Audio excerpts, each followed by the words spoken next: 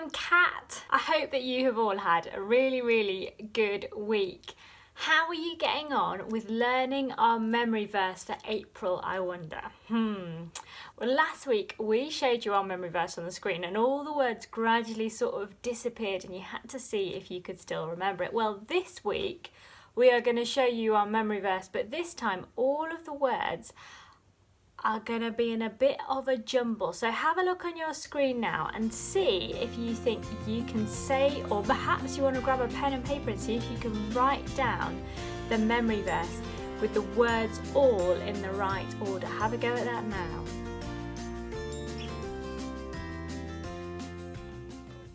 Okay, so how did you get on?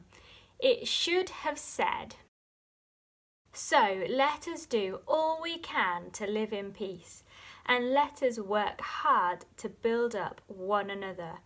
Romans chapter 14, verse 19. If you can say that from memory, send us in a video and your name will go into our prize bag for April, which means that you could win a very exciting tie-dye kit, which gives you everything that you need, loads of different colours, all the equipment to make your very own tie-dye bag. But give that a go. Now though, let's have a look at this week's video.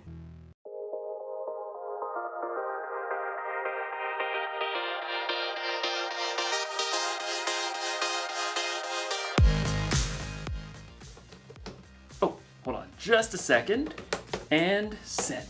Hey everybody, it's me, Jacob.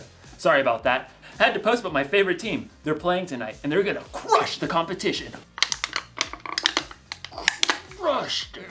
That's what my team's gonna do to your team. Oh yeah! Huh, excuse me just a second. What? Somebody commented on my post. Your loser team is gonna eat dirt tonight. Oh, I'll show them. I've got the perfect comeback. Oh yeah? Well, your head is filled with dirt. Boom. And post. Jacob, what are you doing? I don't know, Jacob. Maybe we should do this. But Jacob, why ever not? Because this week we're talking about peace. Peace is proving you care more about each other than winning an argument. But I don't want to make peace. I want to get even. There's only one thing that'll help me calm down and make the right choice. A can of chips. Whew. Sometimes when you want to fight with someone, it's good to focus your mind on something else. So I'm going to focus on building a curvy chip bridge, which requires so much focus, I'll have no room to think about all the insults I could make online. In today's story, we're gonna see what a guy named Isaac did when he was insulted. I wonder if they made fun of his favorite sports team.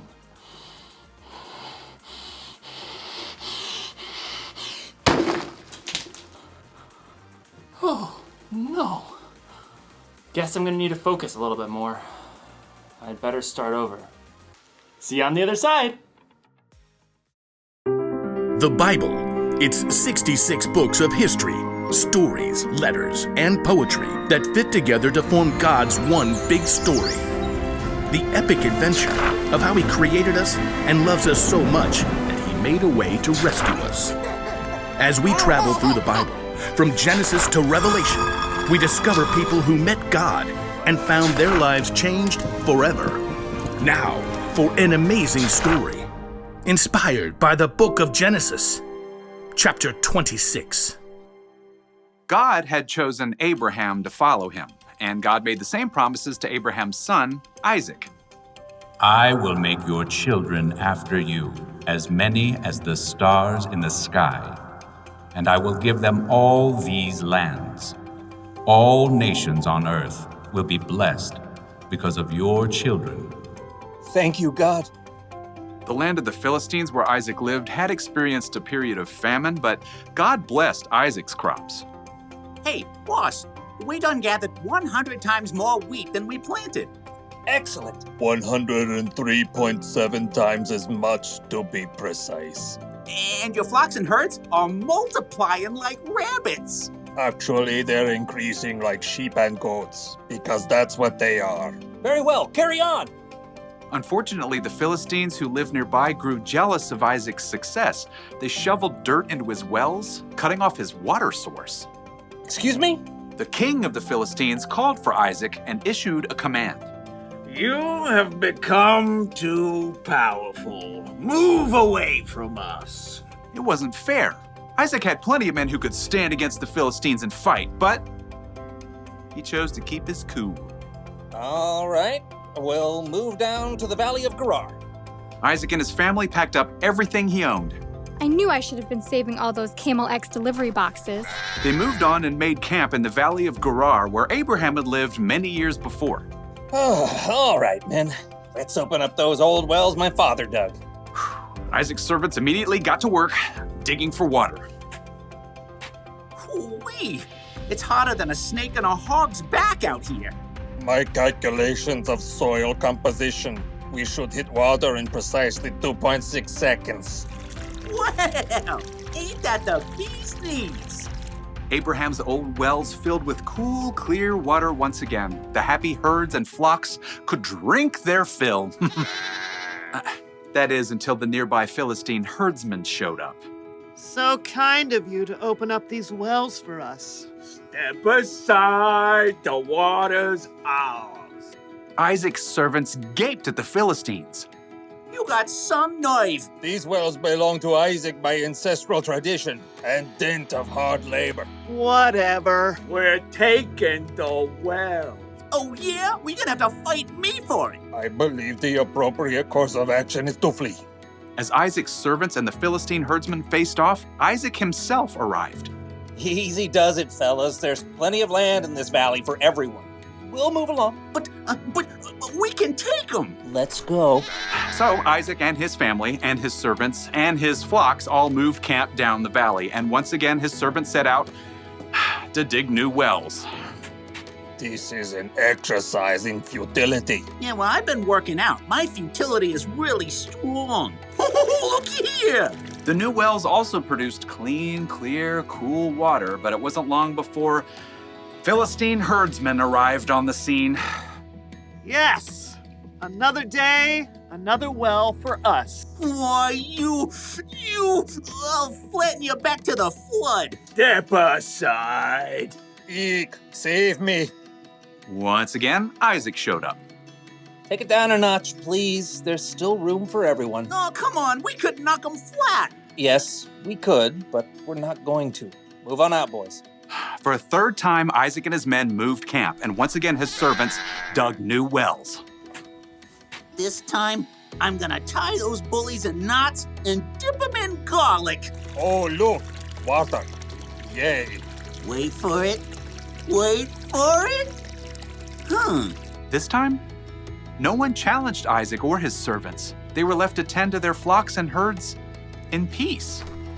That is until one day, Isaac spotted King Abimelech heading his way with a host of advisors. When the royal entourage arrived, Isaac welcomed them. Why have you come to me? You were angry with me and sent me away. Abimelech shifted and exchanged a glance with his advisors. Well, we saw clearly the Lord was with you, so we want to make a peace treaty with you. We always treated you well. We sent you away peacefully, and now the Lord has blessed you. Give us your word you won't harm us. I can do that. Isaac prepared a feast for the Philistines. Early the next morning, the men made an agreement to keep peace with each other. Then, the Philistines went on their way. Need a drink? Pretty good well right there by the road.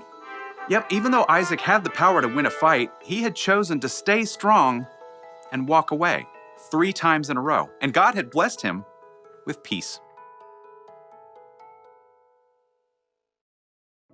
The Philistines insulted Isaac when they sailed right in and took over his wells, causing him to move 3 different times. Truth is, Isaac had a right to be angry, and he knew he was strong enough to crush the Philistines. But Isaac also knew that he could make peace simply by digging another well.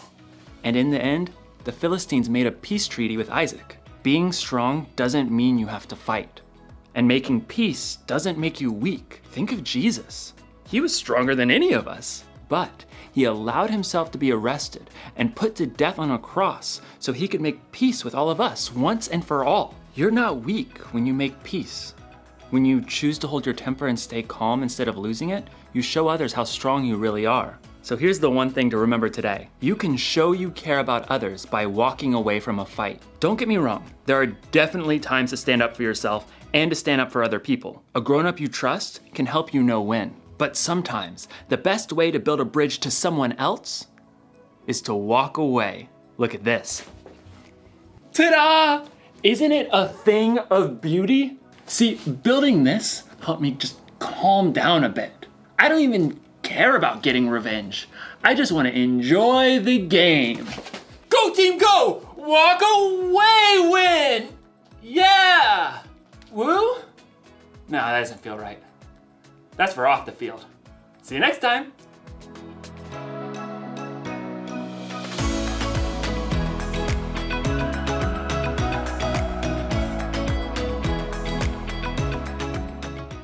The story of Isaac and all of those wells is pretty incredible, isn't it?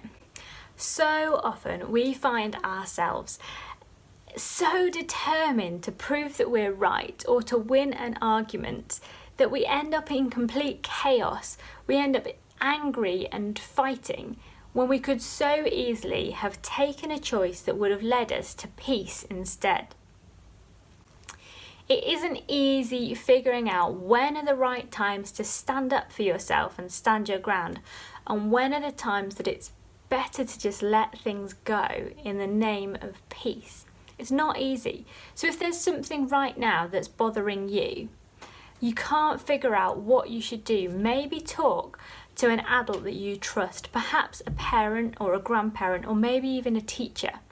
They will have had loads of times in their lives when they've had to choose to give something up in the name of peace, and other times when they've known it was the right thing to do to keep fighting for justice, perhaps. So why don't you talk to somebody if that's something that's bothering you today? For your challenge this week, I would love for you to have a go at building your very own well to remind you of all those wells that Isaac built and then had to sacrifice and give up and build again in the name of peace. You could build your well out of some lolly sticks, a milk carton, or other recycled materials you can find around your house. You could create your well on a game like on Minecraft, or you could see if you could make one that holds real water with a bucket that goes up and down. Or you could simply make one for decoration. Perhaps you could even use it as a pencil pot. Everyone who creates a well and takes a picture of it, however you choose to do it, will get their name added into our prize bag for April, so you could be winning our tie-dye kit at the end of the month. I'm really looking forward to seeing how creative you guys are and all the different wells you could possibly design. I really look forward to seeing your pictures. We have got a Zoom call today at 10:30, so it would be lovely to see you there. If you're not able to join us, then I hope you have a really good week, and I'll see you in our next video. Bye!